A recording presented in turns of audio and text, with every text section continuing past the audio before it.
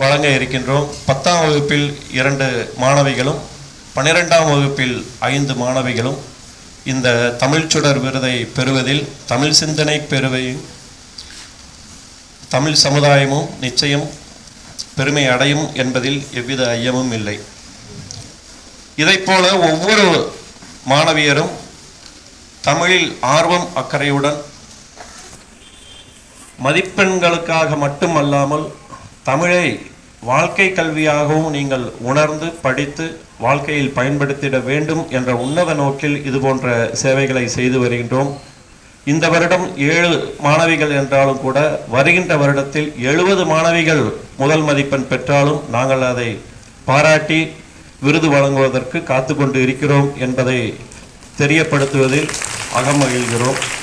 அது மட்டுமல்லாமல் இந்த கல்வி வளர்ச்சி நாளாகிய காமராஜர் பிறந்த நாளில்